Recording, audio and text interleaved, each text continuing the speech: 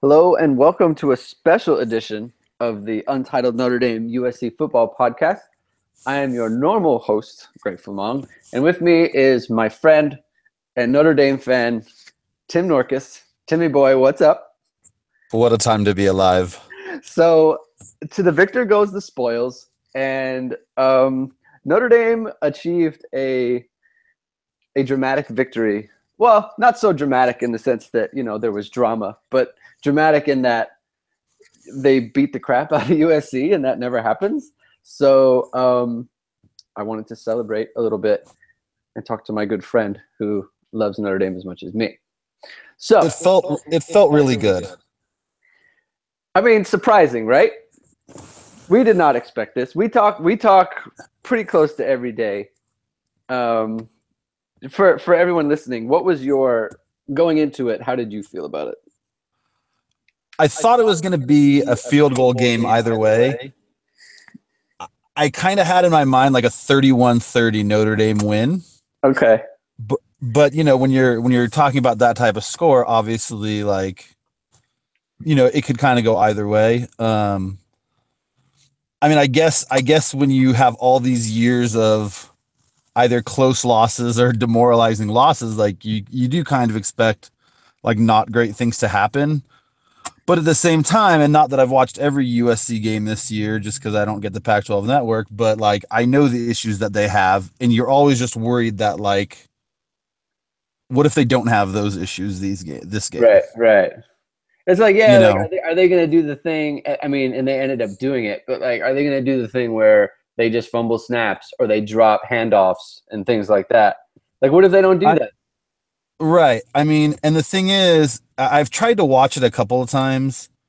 I mean, it's obviously hard to kind of sit back and really watch, like, and I guess you don't really have to watch the whole game. Like, I as many times as I've rewatched it, I don't think I've watched the last 8 minutes once because I basically just restarted it. Yeah. But even on like that opening USC snap after the 3-and-out, in my mind, I'm already thinking like, God, if they could just hold him to a field goal here, right? Well, yeah, like, of course, because, they go 3-and-out, and Wimbush has Claypool on a go, and he's wide open. Yeah. He throws it out of bounds. And then they punt it to USC, and the kid returns it to like the 45. And I'm thinking, oh, right. Man, like this is. And I didn't. And actually, like now that I rewatch it, like I don't think the snap was that bad. Right, it was a little off center, and it kind of hit him where it would hit him, like where his like left shoulder was. Right. But then his hand deflects the ball up in the air, so it makes it, like you just watch it once and you think like, oh, it's a high snap. It's like, yeah, it's kind of a high snap, but it wasn't like over his head. Yeah, it's like he's bobbly wobbly. Right. From there, it's just it's a cluster. So, yeah, I mean, it's just you never really expect that. And as the game progresses, and I had texted you, like, I think when they were up 14-0, I kind of felt like, man, if at 14-0, it's almost like one of those, like, whoever gets the next score. Right. Uh-huh. Right. Because like, if I would have got to 21-0, it would have felt like this is probably over. Oh, I did not think that at all. I totally did. It takes a different tenor because, like, at 14-7, it's like, okay, like it's just back to being a close game again, and both teams kind of like both teams are gonna have to execute. Whereas like 21-0, it's like now it's like it starts to feel like we could get blown out, for USC. Like, whoa, like this. Right, and that's why I felt like that, because once it gets to 14-0, then it's like the second quarter. So if USC scores, my mind immediately goes to like, okay, well, like they're going to get the ball to start the second half as well. Uh-huh. Meanwhile, once Notre Dame does score to get 21-0, then it kind of more feels like, all right, like at some point USC is going to score. Like you're never really thinking they're going to get shut out, but like at that point, then it's like, okay, I don't know that they're going to be able to get enough stops. Right. Right. So that's why once it got to 21-0, I was like, okay, I'm pretty confident here. Oh, okay. For as pessimistic as I normally am, like I felt pretty confident. Well, you certainly didn't text that to me. I mean, look, I had some issues about it, certainly, but I mean, it's weird, like rewatching it too. Like in the moment, the thing that I was most upset about too, and looking back, like it's so silly because like it was all part of the game plan. Um, is when they're up 28 nothing. Like first of all, they're up 28 nothing, right? So like there's unless it's I guess unless it's like a some dramatic play or some dramatic injury, like there's no real play that's gonna swing any sort of win probability. Uh-huh. But you know, they have that 4th and 6, and I'm really thinking like at this point, like, man, this really is the game. And you know, they play the Yeah, soft yeah, yeah. coverage, right, like they play the super soft coverage, which they normally have, like the entire game to that point.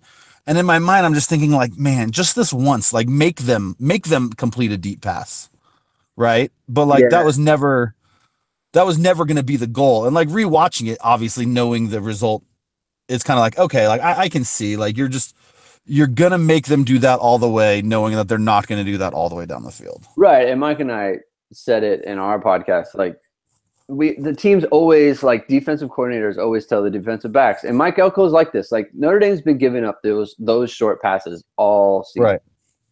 And I told to Mike in college, like our coach would tell us, like, just we're gonna let them have that stuff. And we would be frustrated and be like, why are we letting them have it? It's like, because they're not gonna do that all the way down the field. And they don't, like teams don't, and USC didn't. So yeah, but I was pretty annoyed when Watkins gave that up too. I mean, it's one thing to give it up. It's another thing to, like, you're bailing on 4th and 6. You give up a 7-yard out. Like that's not, you didn't even make it hard for them. Right. And I don't know if I mean, look, like, you know better than I do, but like, I don't blame the player, right? Like that's the scheme and the coverage that they're in. Like Right. that coverage is designed to give that up. So, Yeah. you know, I mean, that's unfortunately that's just what it was. But I mean, other than that, like, you know, you just wait for the other team to shoot themselves in the foot, and you know, they did. Yeah. I mean, it's like a surreal thing to watch. To watch Notre Dame be the team that is setting the standard, and the other team is not, like, they're just not up to it. I mean, SC just Right. they weren't up to it all game. So Which like it shouldn't like after the fact now, like it really shouldn't be surprising. no, like Um, we've totally seen evidence of this. Like yeah. on both sides. Like SC has they looked not great against Western Michigan. They looked not great against Texas. They looked not great against Utah. Like Utah had them, and for whatever reason, you know, they went away from the run game and they let USC get the run going, and they came back Right. on them. Like they should have lost to Texas. I mean, Texas had that game, and then Darnold did his magical things. So I mean, Right. even like I told Mike, like even against Oregon State, like Oregon State is terrible, and SC scuffled against them. So we definitely have seen evidence, and I've been talking all year about the stats have shown that Notre Dame is a good team. It's been out there, and people, I think even, and now when I say people, like I don't mean national people, I mean Notre Dame fans who follow the team all the time. Like you don't believe it. You don't believe what your eyes are seeing, because we saw what they were last year, and we saw Well, everything that could have happened. I will say this because I guess I am one of those where I didn't really believe it, I but it wasn't was either. less. It's more, but like I mean, I think it's understandable because like you look at the competition, right? And like I hate looking at this like strength of schedule or whatever because it is so skewed in the sense that like you're being judged against all 1AA teams too. So, you know, if you play a bunch of like top 75 schools, you have a tremendous strength of schedule when in reality, like there's not much of a difference between like the 90th ranked school and the 270th ranked school, right? Like you're going to beat those teams, but like your strength of schedule looks way better. So, I mean, they've basically played two decent teams, right? Like, I mean, I guess Boston College is kind of starting to show signs, right? Mhm. So they played Georgia, which I mean, like, obviously Georgia's a really good team, and it's probably a 50-50 game. And then they played Michigan State. And so, like, it's kind of hard to judge any of those other games. I Mhm. think because it's like I don't know, like I would just expect. I guess it depends what you expect from Notre Dame. Like if you think they're a decent team, then I still expect them to win, and if you think that they're a playoff contender, then I expect them to do what they did. And like they still had their struggles in some of those games, so that's why I kind of felt like this was obviously the start of the second half of the schedule, but like this is really the start of like they're playing more teams that are talent wise like them, Right, like you right? can't, yeah, like you can't, like in those other games, you can't, it, you can't know what it means until you see a performance like against USC. It's like, oh, okay, like all that stuff, like I get it, because if they lose to USC like they did to Georgia, it's like, well, then it doesn't matter. Like it doesn't really matter how well they looked against Michigan State or Boston College or whoever. Like doesn't, Right. because you lost to the team that's like you. So and like you said, like NC State's coming in and they're in some ways more of a challenge than USC because they can take away things that USC can't. I mean, And they're more like Georgia. They're more like Georgia. they're more like Georgia, right? And then you have Miami, who might be a better version of what USC is this year. So I think Miami. I don't. I mean, I've watched them play a few times. uh-huh. I don't think that they're very good.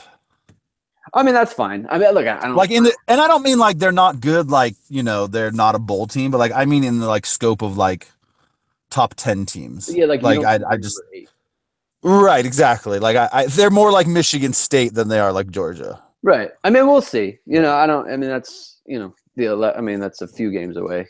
So, but yeah. So like, I think, predicting something like this like just wasn't in the cards. Well, I mean, how could it be? Well, I mean, you could have like. What I'm saying is, just if you just looked at stats, you could have. You could have. Even in I thought to myself too, like for Notre Dame to win, I thought they needed to win turnovers, which they did. Yeah. But even at 3-0, I still wouldn't have thought this. I would have thought this would have had to been like a 5-0 turnovers or something, in terms of like special teams touchdowns or defensive touchdowns or something like that. Right. And I mean, the thing is like, that's a 5 touchdown win in basically what was a 47-minute game. Yeah, it's a 5, and like, look, Notre Dame, they left points on the field. Like before the half, like they've got. Yeah, I mean, I hate to say that just because I mean, obviously USC did too. Well, I mean, I guess. I mean, but they left a field goal on the field.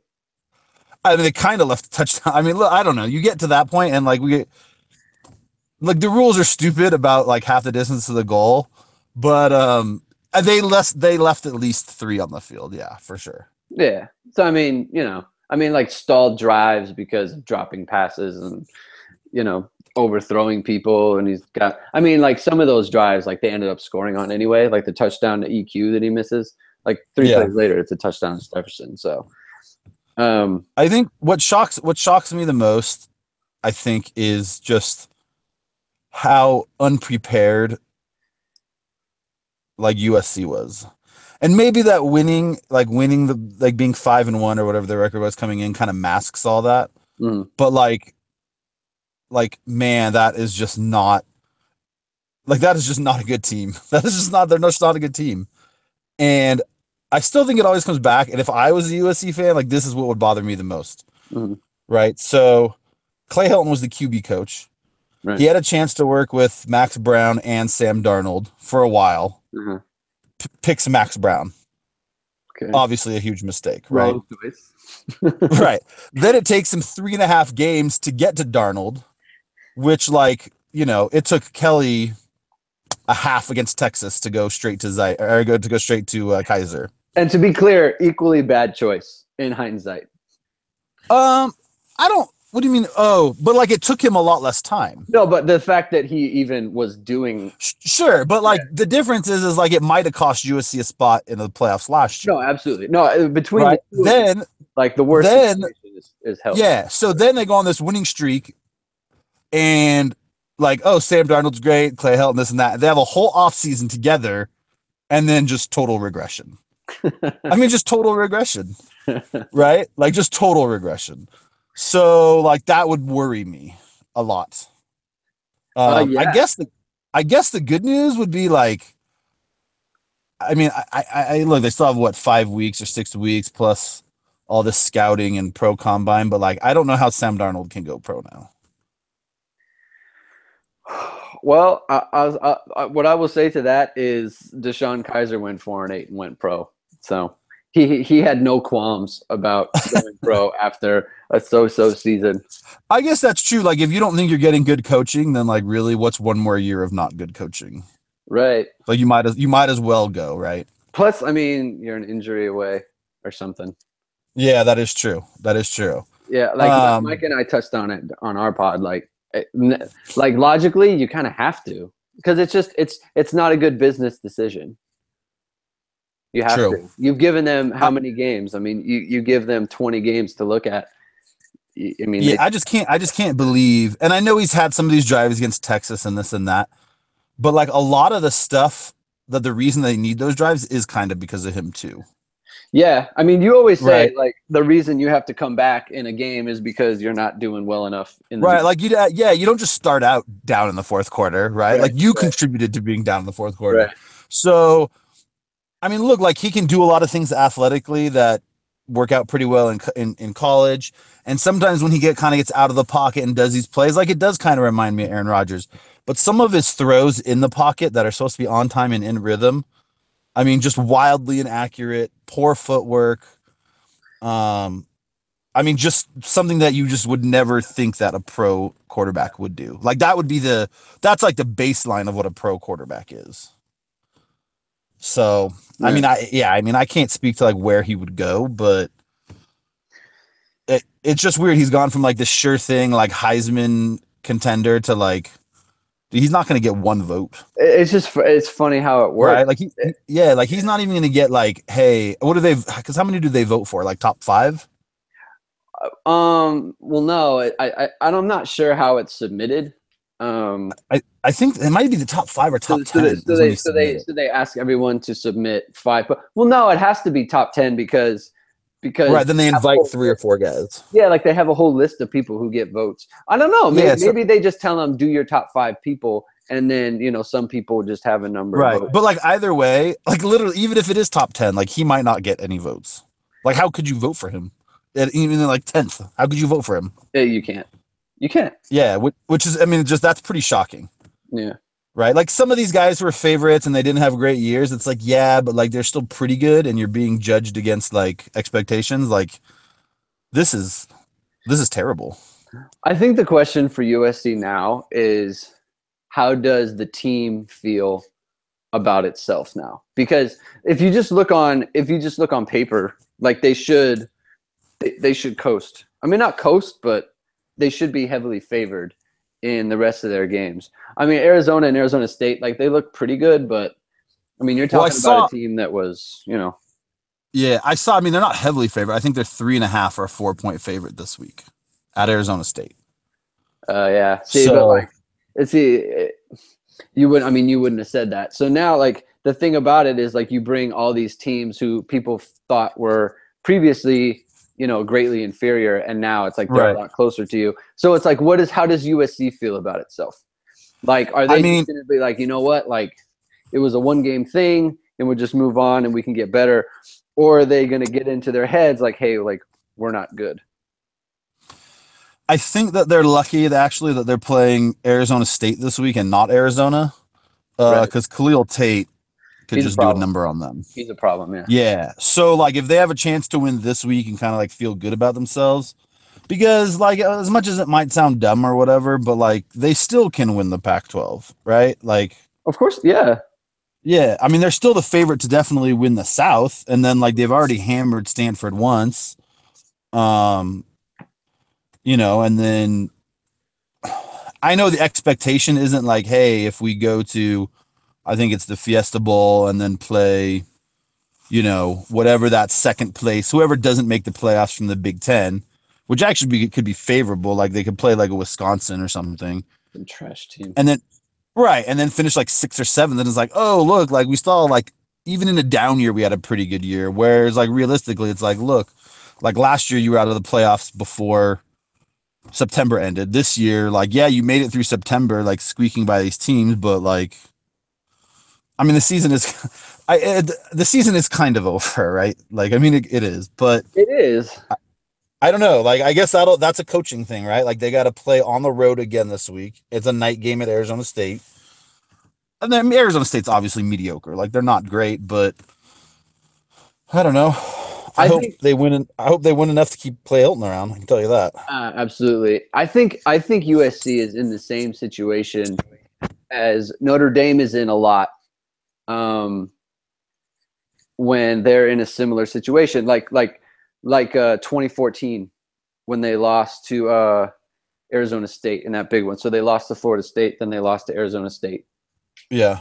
And you say to yourself, well, if they could just win out, like we could still salvage something. Like if we just do this, it's like, but then you're counting on things to happen that involve like Clay Helton riding the ship, and whether or not you think that's possible, and B, like you're also discounting all the evidence that you've seen from the previous 8 games. I will say this though: the evidence I've seen from the previous 8 games tells me that they still have a lot of talent to basically out talent these teams, right? They do, but they're Because playing like down. They're playing down. Their talent is they are, they're not but playing, like the teams they have left aren't like Notre Dame. they are not. They're more like Utah or even less than that. Like they still play UCLA. They're not good. They play Colorado. They might be the second worst team in the Pac-12. I mean, the Arizona schools are really like, I mean, that's their season, right? Like we Right. know where they'll be at, 2 weeks from now, Right. because they're not beating the Arizona schools and then losing to Colorado. Right. So I mean, it's going to be close, right? Because they they have to overcome their coaching. They have to overcome some of their issues, but at the same time, like they still have more talent than Arizona State, Colorado, UCLA. So here's my Um, concern. Here's my concern for them is when they got into games like close games, like against Texas and like against Utah, and they were able to pull them out. A lot of the time, you're able to pull these games out because mentally you have that edge of we are a championship team. And a championship team needs to come through at this thing. So you play with a little bit more urgency of like this is a test of our championship medal, so to speak. Once that is gone, once that goes away, then it's like, okay, like then you get into a tight situation later, and it's like, well, we've already lost twice. Like it's in your mind, like we've already lost. Like we've already shown, like we are not invincible. Like we're not this invincible team that's just gonna, pull these games out. sure. It's a lot easier to lose at that point. As someone who's been in that situation before. Yeah, I mean, I definitely think that there's part of it. I mean, so it's a bunch of different things, right? Because they had that, and then I think it was the first play of the last drive, right? Like Darnold has the strip sack, Right. um, but then they come back, and while it wasn't the offense, I mean, I guess it kind of was the offense because the offense put together that last drive, and then they get the stop on defense. Mm-hmm. I think some of it also is, I mean, it's regression, right? Like you play enough of these close games, Mm-hmm. you're not gonna win those at a 90% clip or 80% clip. So, you look back to last year and kind of towards the end of that run, including like Penn State and then the early games this year, like, I mean, they've won, 7 of 8 of those. So, all these things that we say, they might be true, but really it just comes to the back, like, you're not going to win 80% of 1-score games. Like that's not sustainable. Right. Which is funny because I like now when you watch USC, the problem for them is like, how could you ever think they're going to blow somebody out who isn't just an awful team? Right. Yeah, you can't. You know what I mean? Like, when they play, I mean, they did struggle for a bit with Oregon State, but like ultimately, I mean, it wasn't a close game at the end. So like against Colorado, yeah, I don't expect, like a 1-score game, but yeah, like against Arizona and Arizona State, there's no reason to think that that's going to be anything but a close game in the fourth quarter. Yeah, like they were tied going to the fourth against Cal. Right. And Western Michigan. Tied at 13 against Cal. And Western, yeah. And then Cal, yeah, I remember because like then USC scored, and then Cal, well, it was like an interception, and I don't know if he was like or the fumble. was a fumble, and then it was a score. So like all of a sudden now they're up 14 like within 30 seconds. Right. But yeah, I mean like it was a dogfight. So I mean it just feels so good, man. It feels so good. 49-14, bro. I mean, it just feels so good. It Like, was. you know, I was. and I mean, I was. when they went there in 2012 It was and different. USC had I don't even remember who USC's quarterback was. It Max Whittick? It was Wittick. Yeah. Like, I mean, they won that game 22-13. Yeah. The And like, opposite. look, it's The great because they opposite of convincing. right, like, and they're playing a backup quarterback. Like, it's like, yeah, of course I'm happy when they win, but like, Well, it it's like, got us to the man, national championship, so it's right, but like, yeah. I mean, 49-14. You know, that just it's because we've just been on the wrong end of it so much in the last 15 years. Not necessarily the wins and losses, because Kelly has kind of stabilized that. But like every time Notre Dame wins, it's kind of like either There- a there's, really crappy, there's yeah, always an like a asterisk. like a real crappy USC team. Yeah, yeah. Like you have You like know, so in 2010, it was like raining, and that was a backup quarterback, and neither team, yeah. like no one really thought either team was good. In 2012, we just talked about that. 2013, it was like what 14-10, and That just was like the Ed Orgeron. That was the Ed Orgeron. Tommy Reese getting hurt, and I don't think Notre Dame completed a pass in the second half. it was terrible. Like they couldn't move in the second. Like they had like one first down in the second half, Yeah, and it just like yeah. ugly. I was like, all right, whatever. And then 2014, obviously they get krilled. 2015 was nice, even though we kind of knew that USC team wasn't very good either. Well, so that was Um, Clay Helton's first game.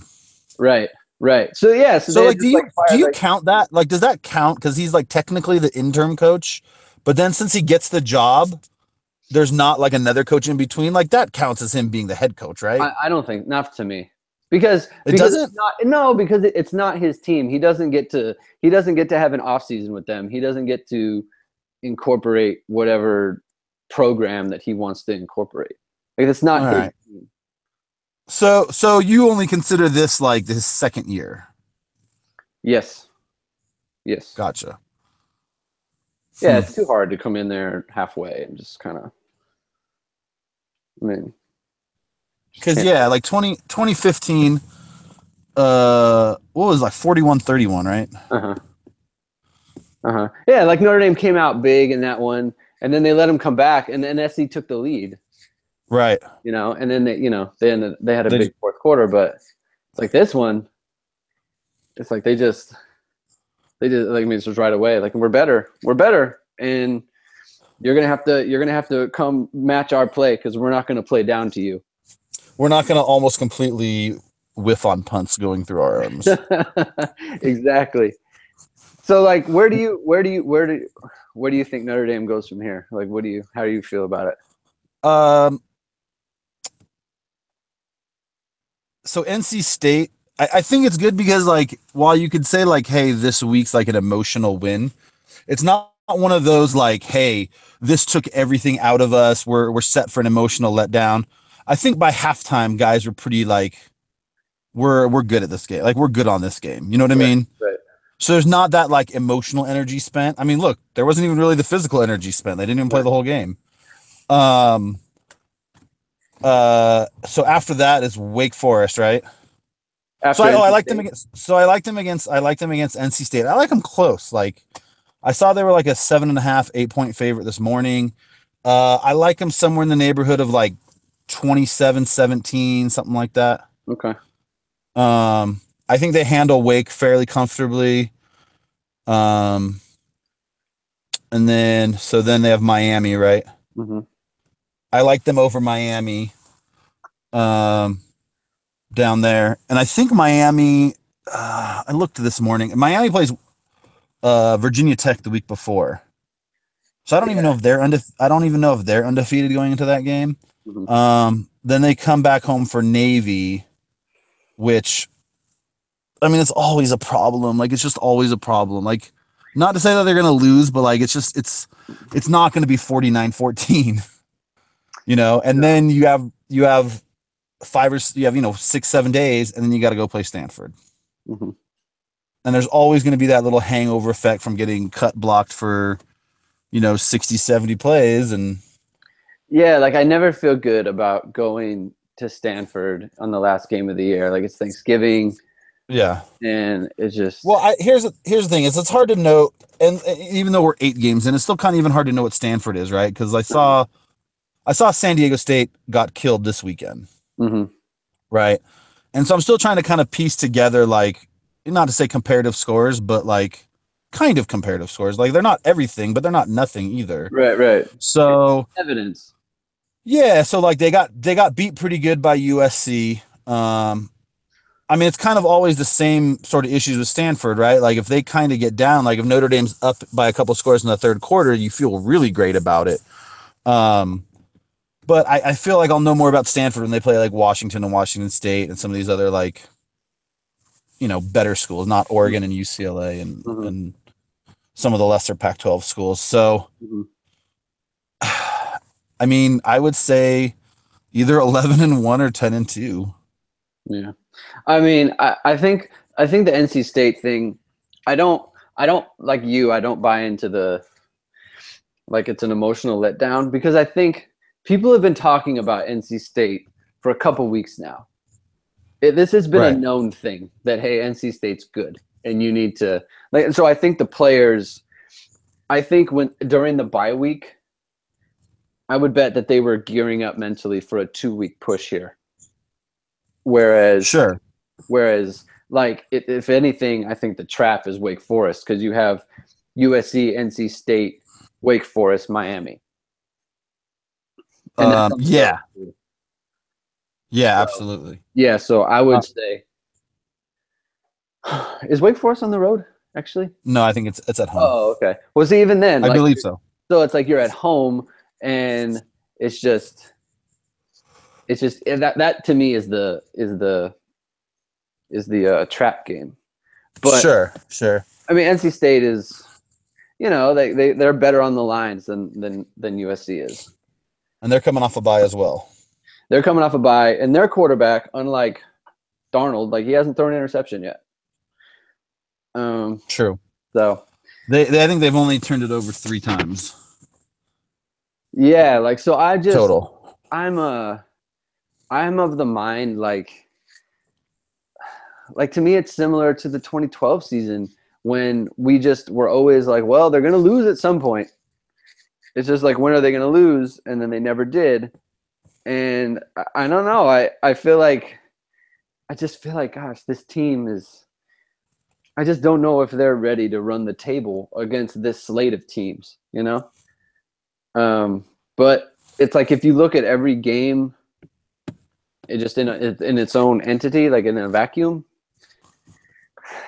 it's like, I don't Well, know. Stanford's the one that worries me. Big time Stanford's the Yeah, one that yeah, worries me. yeah, yeah.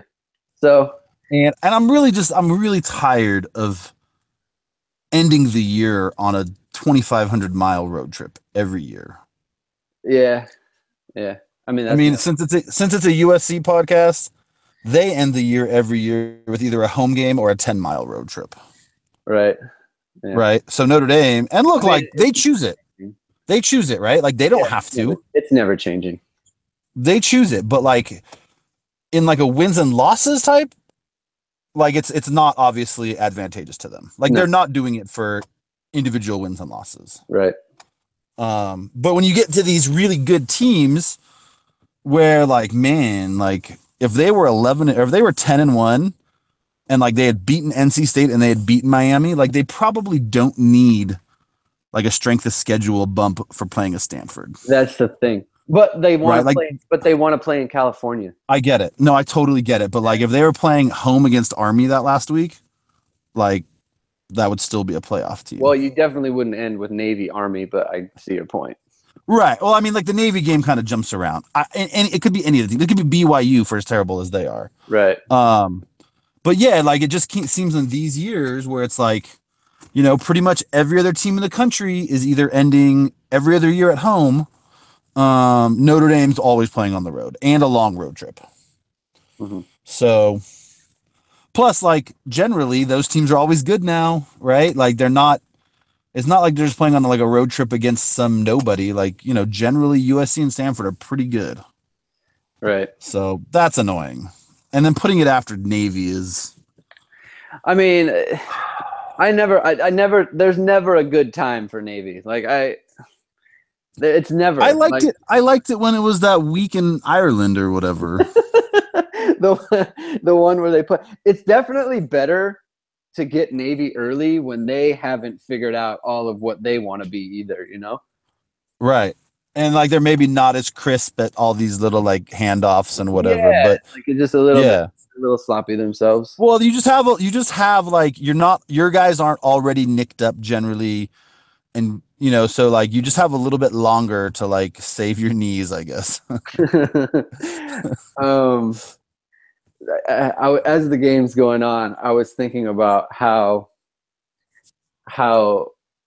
like just a lucky star you're on because you're obviously a big Dodger fan.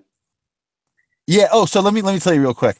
Okay. So when I was watching the game, because I had already kind of told my wife like this is what we're gonna do, and generally I cook.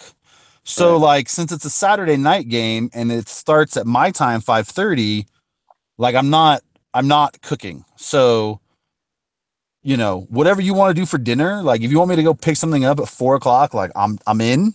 Uh, But at 5:30, like I'm good. And I totally forgot to record the game. And my very first, when I went back to watch it, my very first play is right when Sam Darnold fumbles. So when you come over in a couple of weeks and we can watch it on loop, that's where it starts at, which is actually pretty good because then you don't have to fast forward through like the first like 14 minutes, before the game actually starts. right, right. So, Um, so yeah, yeah, so I'm sitting there thinking, like, so you were worried that the NLCS was going to go into Saturday night, in which case the baseball game and the Notre Dame game are taking place at the same time. That doesn't happen, so that worked out for you. You were right. afraid that Kershaw Well, was no, going to what lose game what five. I was what I here's what I was really afraid of, right? So, and as you know, like it's pretty easy, for every couple of weeks to kind of come up and tell the wife, like, hey, I need these 3 or 4 hours. Right, right, Like literally, unless this is a life or death, like yeah, you got the kids. right. Right. So the nightmare scenario actually wasn't if the Dodgers were playing at the same time, because at least over the same time, like I could do like a split screen or something. The nightmare scenario was if Houston and New York were in a game 7, meaning that the Dodgers would then be in a game 6 at like 2 o'clock. Because then it's a lot harder to tell my wife, like, hey, 2 p.m. to 10 p.m., like, count me out.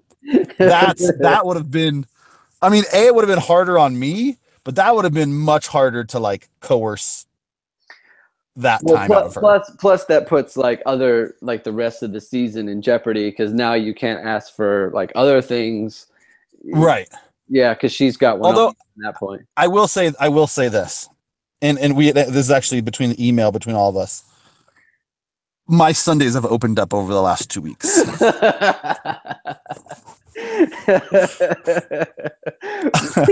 my I uh For everyone I listening, my good friend is a big Packer fan. So so I was watching right when it happened with Aaron Rodgers. yeah, Um and I did watch most of that Minnesota game. I yeah. didn't I honestly have not seen one play or replay from yesterday. We Oh took the wow. kids to the we took the kids to the zoo, and it was on. I mean, we got it here. I took the kids to the zoo. I was kind of listening on the radio on the way back, but like, yeah, like you have to give something up, so that's what I'm giving up. Right. I mean, that makes sense. It makes sense. Yeah. So the Dodgers end up, and so you're texting me, and you're super nervous about this game. Like, and I mean, you're freaking out about this game Game five. 5.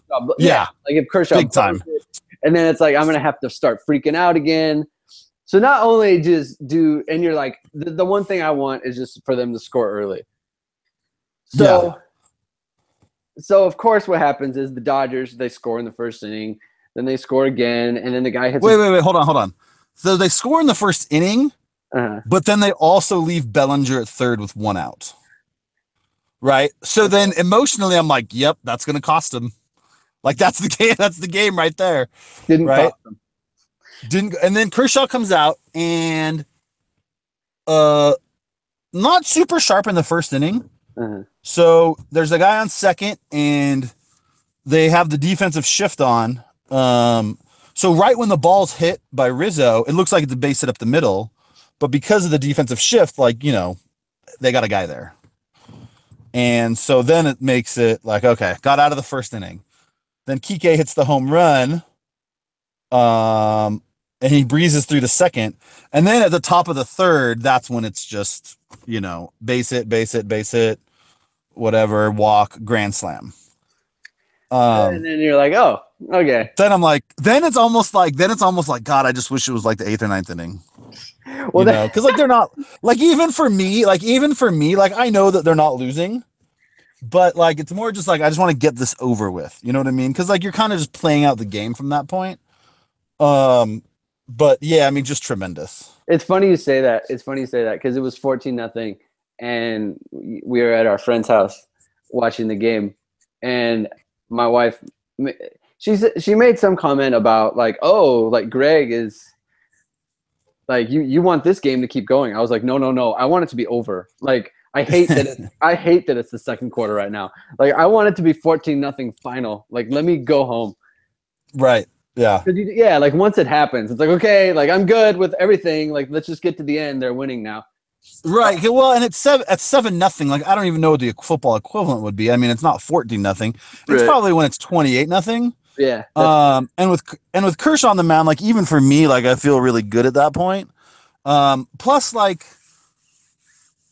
and maybe it's the same thing with Notre Dame. Like they were always better. Right. Mm-hmm. Right. Like they were always better. Like this wasn't like that wasn't some fluke thing. Like the fluke thing was that the Cubs won Game 4. Like that was the fluke thing. Mm-hmm. So yeah, I mean, just amazing. Like just so amazing for me. And I mean, I don't want to say I live and die every day with them, but like I spend way too much time following the Dodgers than I should, especially for a team that like I know is going to be in the playoffs. Mm-hmm. Like their day-to-day stuff like just totally envelops my life. Which is super sad, right? Because like I know, like I don't get freaked out about these losing streaks and this and that. Like I know that they're a good team, right? And so like it's actually a little bit different than Notre Dame. Like I expect them to win, mm-hmm. but I still want to see things that like give me ideas that they're going to be good in the playoffs. Right. So that's what I worry about. You know what I mean? Like I worry about all these little things that have kind of cost them over the years in the playoffs, and about when I don't see them in the regular season. So, obviously for them to make it was fantastic. Just fantastic. So you like them against the Astros? I do. Which is weird because like I'm usually not super confident. I liked them against the Diamondbacks.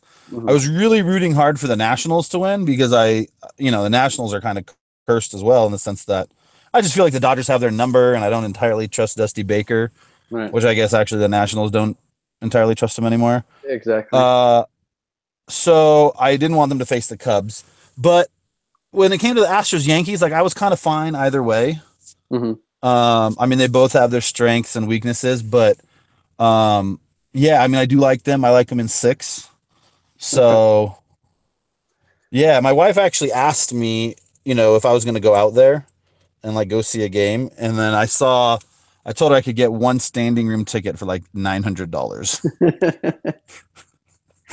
So that I'm not doing. But yeah, I mean, that's fine. Like, I mean, like if I had an opportunity and I lived out there, so it wouldn't be a big, huge thing and I have to miss a bunch of work, I probably would, but like, I'm fine watching it at home. Like that doesn't bother me. Mm-hmm. Okay. Well, look, I'm excited for you. I'm not really a baseball person. I mean, I do root for the Dodgers, but it's not like Notre Dame when I'm huddled in the corner with my knees to my chest and like sucking on my thumb. It's not like that. Yeah. But yeah, man, I'm excited for that. Your sports life is going pretty good right now, save for the fact that Aaron Rodgers is messed up. You can't win them all. Yeah. All right. And they weren't gonna let's just be clear. They weren't gonna win the Super Bowl either. They were not. But they were gonna win the NFC North, so I'll have to give that up at least for this year. Yeah. So all right, well, our teams are good. We got good season coming up. We're gonna last 5 games or whatever it is. I'm so happy. I'm just so happy right now. Good. It's good, man. I like this team. I like the way that they play. You know, it's always fun to watch a team that you like how they play the game, and I like how Notre Dame plays. So we'll wrap this up. Thank you for listening. Follow me. This is tiltingground.com. We're going to get this posted hopefully tomorrow sometime. Follow me on Twitter at Greg2126. Timmy boy, what's your I'm handle? At Twitter, just Tim Norkus. Easy. TIMNORKUS. At Tim Norkus. Follow him on Twitter. Yeah. And you're getting your Twitter legs. I am. I try and keep it clean. Keep it clean. All right, so we're not going to say fight on this week because we're not doing it because this is a special Notre Dame edition. That time is over. Yeah, this is a Notre Dame edition, and so until next week, go Irish. Later, buddy. All right, man.